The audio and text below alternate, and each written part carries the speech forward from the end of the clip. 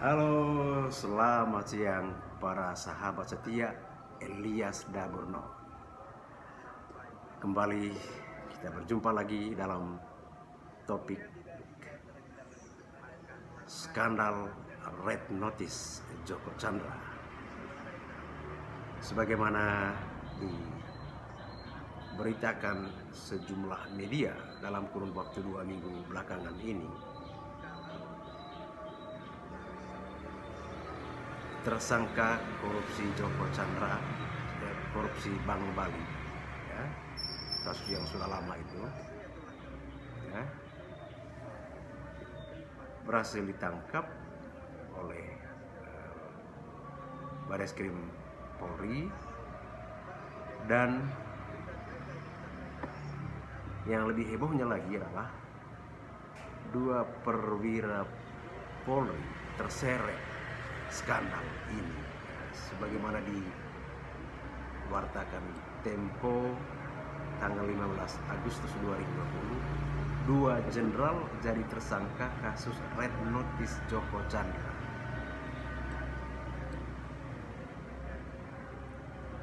Di Badan Reserse Kriminal Polri telah menetapkan Inspektur Jenderal Napoleon Bonaparte dan Brigadir Jenderal Prasetyo Utomo atau Brigjen Prasetyo sebagai tersangka penghapusan Red Notice dan surat jalan Joko Chandra.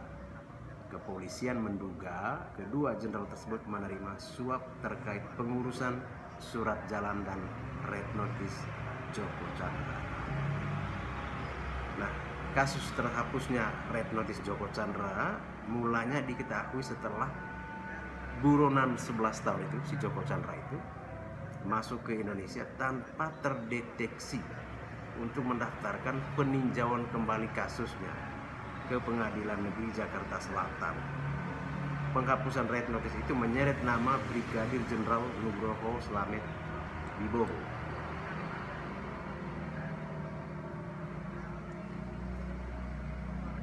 Nah,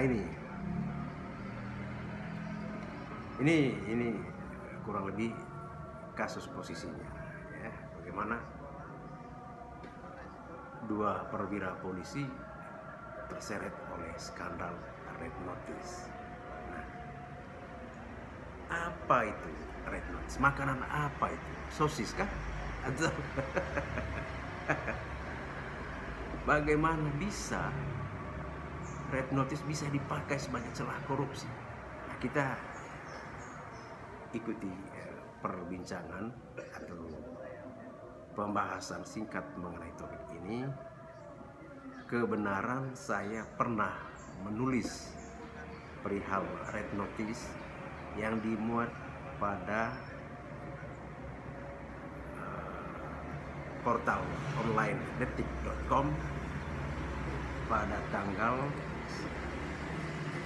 saya menulis di Detik itu pada tanggal 7 November 2019 dengan judul Salah Paham Red Notice Interpol.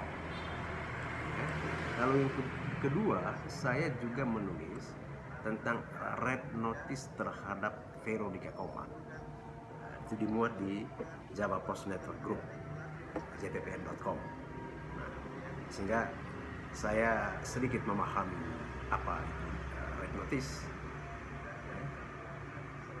Mudah-mudahan penjelasan singkat ini membantu mencerahkan teman-teman bagaimana bisa Red Notice itu bisa dipakai sebagai celah untuk korupsi.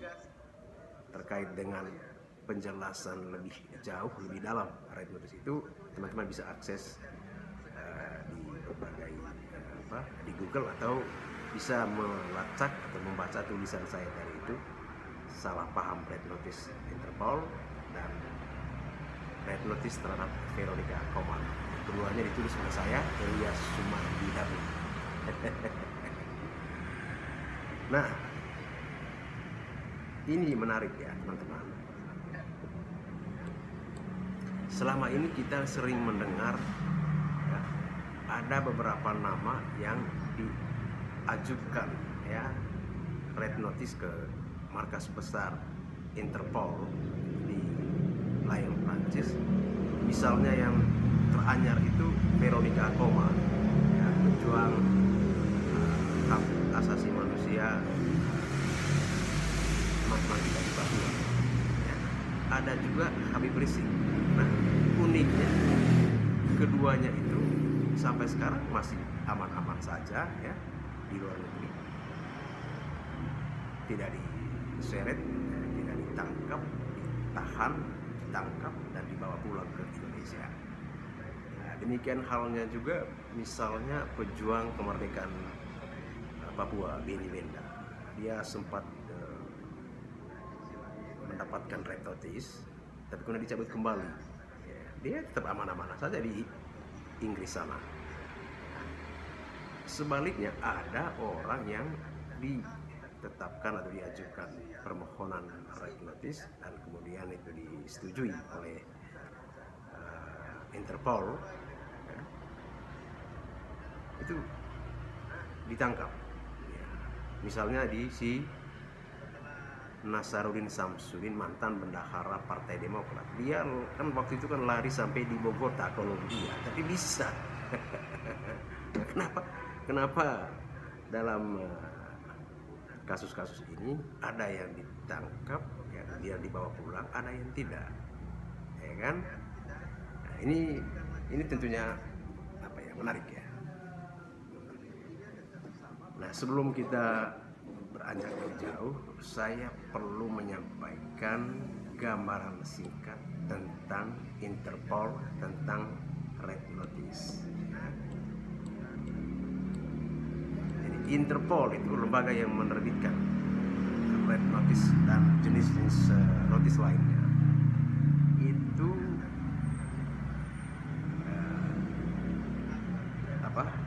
kepanjangannya adalah The International Criminal Police Organization atau Interpol, sebuah organisasi kepolisian internasional yang terdiri dari 194 negara termasuk Indonesia, yang dibentuk untuk memastikan dan mempromosikan adanya kerjasama seluas mungkin di antara kepolisian di seluruh dunia. Tapi kerjasama itu tetap dalam prinsip menghormati hukum, ya, nasional negara masing-masing dan spirit Deklarasi Universal Hak Asasi Manusia atau HAM. Nah, instrumen pokok kerjasama kepolisian internasional itu adalah notis internasional. Nah, Interpol, ya, lembaga kerjasama kepolisian internasional tadi itu menyelenggarakan sistem notis internasional yang terdiri dari 7 jenis. Ada red notice, ada green notice, ada yellow notice, blue notice, black notice, orange notice, purple notice, dan ada United Nations Special Notice atau warna biru PBB, yang memungkinkan kepolisian di negara-negara anggota membagi informasi genting sesuai dengan tujuan masing-masing notis tadi. Nah, itu jadi masing-masing notis itu ada apa namanya, tujuannya masing-masing. Nah, sekarang kita fokus pada red notice. Red notice ini merupakan bagian dari sistem kerjasama Interpol tadi, ya, dan dia pada dasarnya diajukan, nah ini, oleh negara anggota kepada Interpol. Apabila permohonan itu memenuhi persyaratan, prinsip, dan konstitusi Interpol, maka Sekretariat Interpol yang berpusat di Lyon, Prancis mengeluarkan red notice dan disebarkan ke seluruh negara anggota dalam rangka, ya tadi itu, menangkap, menahan sementara orang yang melarikan diri, ya, orang yang diduga melakukan suatu tindakan kejahatan tertentu dan melarikan diri ke luar negeri. Nah, itu jadi dari penjelasan itu kita mendapatkan gambaran bahwa red notice itu diajukan oleh negara anggota, karena itu kan di masing-masing negara itu ada badan khusus, ada biro khusus terkait dengan Interpol ini. Ya, dialah sebagai liaison officer, ya, petugas penghubung antara kepolisian masing-masing negara dengan organisasi kepolisian internasional itu. Dan pengajuan red notice itu tentu disampaikan di permohonannya itu diajukan oleh masing-masing negara, ya kan? Nah, itulah sebabnya tadi kenapa misalnya si Veronica Koman ya sudah diajukan red notice, si Habib Rizik, si Nasaruddin Samsudin, ya, tapi dia berhasil ditangkap, dia dipulangkan dan sekarang masuk penjara. Nah, si Joko Chandra ini ya, yang terlibat dalam skandal mega korupsi Bank Bali, tapi kok aman-aman saja, ya kan, aman-aman. Nah, padahal ya dia terlibat dalam atau buronan pelarian kasus korupsi. Nah, sebagaimana halnya Nasaruddin Samsudin berhasil yang bersembunyi melarikan diri sampai di Bogota sana, Kolombia, itu bisa temukan, ditahan, ditangkap dan dibawa pulang ke Indonesia. Tapi kenapa si Joko Chandra itu aman-aman saja? Rupanya kedua perwira polisi tadi itu ya, sebagaimana disampaikan oleh Badan Reserse Kriminal Mabes Polri, itu diduga melakukan penghapusan terhadap permohonan red notice kepada Joko Chandra dan juga surat jalan. Ini ya, pertanyaan kita terjawab di sini, bagaimana bisa red notice bisa menjadi celah korupsi? Ya karena tadi itu ya, pengajuan red notice itu diajukan oleh negara masing-masing anggota, ya kan? Dan kalau kasus seperti korupsi, ya, terorisme, agresi atau kejahatan, ada klasifikasinya, ada yurisdiksi, ya kan, wilayah atau wewenang yang memungkinkan Interpol itu bekerja sama seefektif mungkin untuk menangkap, menahan sementara mereka yang diduga melakukan suatu tindak kejahatan tertentu untuk dibawa pulang ke negara pemohon, negara peminta red notice, ya kan? Nah, kalau kasus lain misalnya tadi si Benny Wenda, Veronica Koman, Habib Rizik, kenapa mereka sampai sekarang tidak ditahan, ditangkap dan dibawa pulang ke Indonesia? Karena kasus mereka itu diklasifikasi sebagai apa istilahnya, diklasifikasi sebagai berdimensi politik. Jadi, kalau kasus yang bernuansa sara, yang ada dimensi politik, itu red note Interpol, ya, markas besar Interpol sangat hati-hati untuk mengeluarkan red notice, dan ya itu tidak mudah ya untuk menerbitkan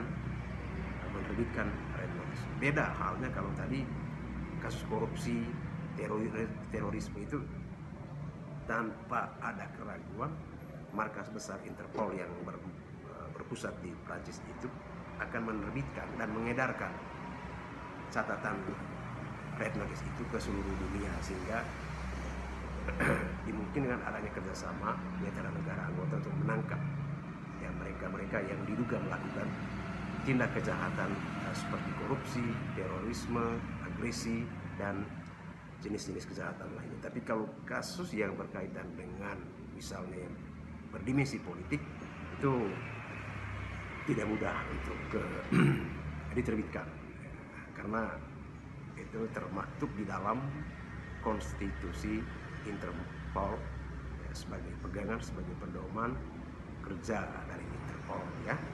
Mereka juga tidak ingin Interpol itu dipakai oleh negara-negara anggotanya ya, untuk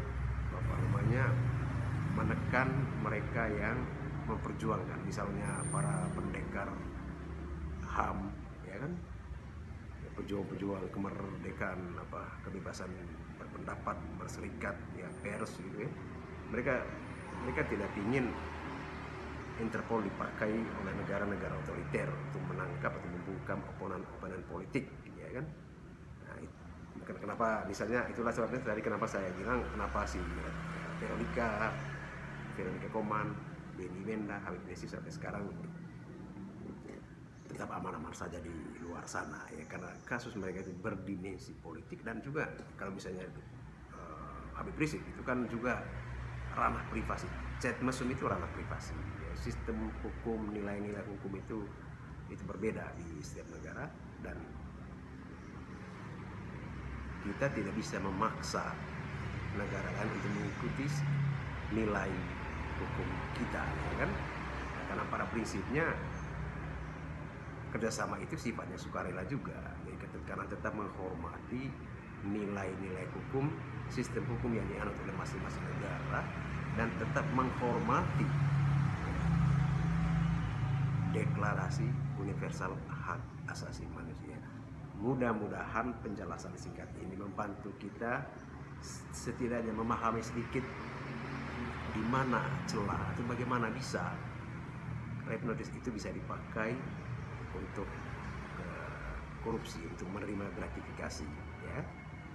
Penjelasan lebih lanjut tentang red notice itu bisa teman-teman ikuti di dalam tulisan yang tadi saya sempat singgung. Satu, salah paham red notice Interpol yang diterbitkan atau dimuat di Detik pada tahun 2019. Yang kedua, red notice untuk Veronica Koman. Kedua artikel tersebut ditulis oleh saya sendiri, Elias Sumardi Dapur. Nah, teman-teman sekalian, terima kasih. Semoga kita semua senantiasa sehat dan terus bergerak maju. Salam Elias Daburno.